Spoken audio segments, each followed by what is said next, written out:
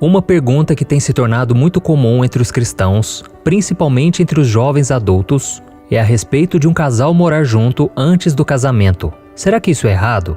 É pecado um homem e uma mulher que servem a Cristo dividirem o mesmo teto antes de se tornarem de fato marido e mulher? Hoje eu quero conversar com você que já mora com alguém, já morou um dia ou está pensando nessa possibilidade no futuro. Morar junto antes de se casar está se tornando cada vez mais comum, mesmo entre os cristãos.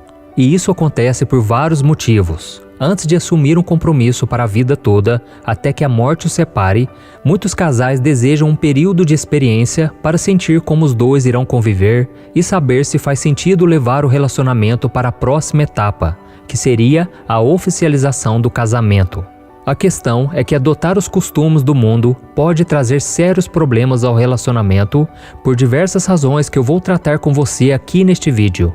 Mas antes de começarmos, eu quero pedir que você se inscreva aqui no meu canal e ative o sininho para você receber as notificações sempre que eu colocar um vídeo novo, tá bom? Todos os dias eu tenho orado junto com vocês, colocado mensagens de fé, tudo para te fortalecer na caminhada com Deus. Então venha caminhar comigo, ok? Agora sim, vamos lá. A primeira coisa que precisa ficar bem clara é que em momento algum a Bíblia diz que morar junto antes de casar é viver em pecado. E por causa disso, muitos cristãos acreditam que não há nada demais em viver como casados sem estar casado de fato.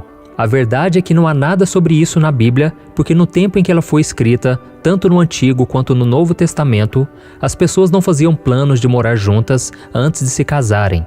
Essa prática não existia entre os judeus e nem entre os cristãos da antiguidade. Essa maneira de se relacionar se popularizou no mundo todo somente a partir dos anos 1970.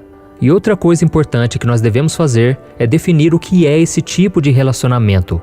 Morar juntos significa viver em um mesmo espaço, como marido e mulher, sem estar casados, inclusive tendo relações sexuais. Não há nada de errado em um homem e uma mulher viverem juntos, desde que o casal se comprometa a não ter relação até se casarem.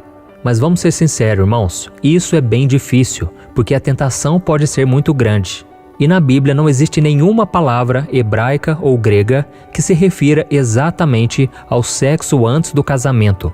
Sabemos que a Bíblia condena o adultério, mas por que será que o sexo antes do casamento seria considerado imoral? O apóstolo Paulo nos traz essa resposta. Vamos ver o que ele disse. É bom que o homem não toque em mulher, mas por causa da imoralidade, cada um deve ter a sua esposa, e cada mulher o seu próprio marido. Aqui neste versículo, Paulo declara que o casamento é a cura para a imoralidade sexual. Ele disse que porque as pessoas não conseguem se controlar e por muitas vezes estão tendo relação fora do casamento, elas devem se casar. Só então poderão satisfazer os seus desejos de uma forma que não desagrade a Deus. E já que esta passagem de 1 Coríntios capítulo 7 define o sexo antes do casamento como imoralidade sexual, todos os versículos bíblicos que condenam a imoralidade sexual devem ser olhados da mesma forma. Com isso, existem muitos versículos que deixam claro que o casal deve se guardar para o casamento, senão estará pecando. Eu vou deixar algumas passagens da Bíblia, caso você queira ler aí na sua casa, ok? Além disso, o sexo entre o marido e a sua esposa é a única forma de relações sexuais que Deus aprova. E um outro problema em morar juntos antes do casamento tem a ver com compromisso. O matrimônio é uma aliança com Deus que precisa ser firmada e honrada. E no livro de Gênesis, o Senhor disse que o homem deve deixar o seu pai e a sua mãe e se unir à sua esposa, tornando-se os dois uma só carne.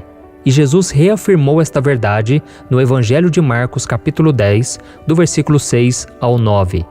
E agora você deve estar se perguntando, mas qual é a importância de uma certidão de casamento para Deus? Por que Deus faz tanta questão de que as pessoas oficializem a união? Será que o amor não é suficiente?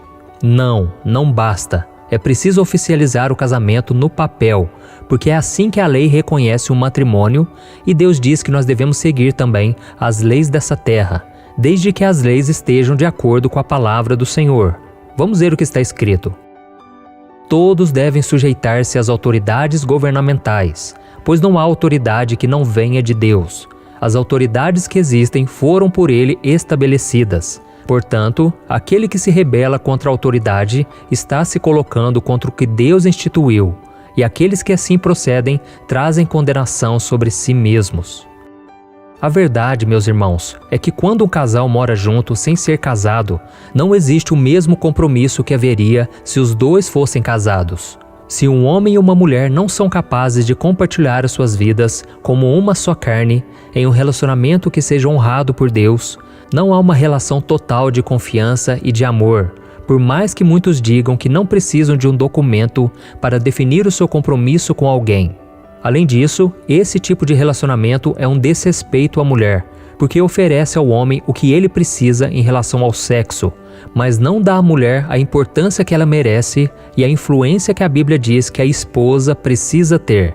De acordo com a palavra de Deus, a mulher é a coroa do seu marido, sua ajudadora em todos os momentos. Mas se ela não for reconhecida pela lei dos homens e pela lei de Deus, como ela poderia ser reconhecida dentro do seu próprio lar? Então você que é mulher, não aceite esse tipo de relacionamento, porque não foi isso que Deus planejou para você. Um casal que mora junto sem estar casado pode até ser muito íntimo, mas o seu compromisso espiritual não é o mesmo de um casal que vive conforme Deus espera. O Senhor quer que o homem e a mulher sejam uma só carne em todos os sentidos, não apenas na intimidade sexual ou na hora de dividir as contas e as tarefas de casa. E talvez você esteja se perguntando agora: ah, pastor, mas eu conheço muitos casais que foram casados no papel, mas que não são felizes, vivem brigando, se traindo. Enquanto isso, há muitos outros que moram juntos e se dão muito bem. Sim, eu acredito que isso possa ser verdade. E isso acontece porque o ser humano é falho e pecador. E por causa do seu egoísmo, do seu orgulho, muitas vezes deixa de aproveitar as bênçãos de Deus para a sua vida. Mas isso não significa que o Senhor não tenha abençoado aquele casamento. Pelo contrário, é o casal que não está dando o devido valor ao que Deus lhe deu quando assumiram o seu compromisso.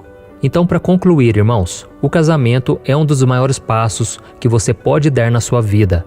Casar significa dividir o teto, as alegrias, as tristezas, as realizações e as frustrações com a pessoa que você ama. Ou seja, cada pessoa se entrega completamente para o outro. E por isso eu peço que você não seja influenciado pelos costumes do mundo. As pessoas aí fora não querem compromisso sério. Elas querem sempre ter um plano B. Elas já começam o relacionamento pensando que podem terminar a qualquer momento. E elas sabem que o casamento é algo mais sério. Então, por não querer um compromisso, elas acabam morando juntas. Mas se você, meu irmão, deseja agradar ao Senhor, faça tudo certo. Procure alguém que tenha os mesmos propósitos que você, e eu tenho certeza você não vai se arrepender. Se vocês estiverem unidos com Cristo, andando na presença do Senhor e praticando a sua palavra, o casamento não será perfeito, porque isso não existe, mas com certeza vocês serão muito abençoados. Amém? Eu fico muito triste quando vejo pessoas me mandando mensagens, pedidos de aconselhamento, de casais que já estavam juntos há 10 anos, 15 anos, morando juntos, e de repente tudo acabou e o que sobrou foi somente feridas na alma, pessoas frustradas. Mas quando se assume o compromisso do matrimônio e os dois sabendo que é algo sério, que é algo para a vida toda, tudo se torna melhor, porque os dois já estão sabendo que esse compromisso foi firmado na presença do Senhor. Amém?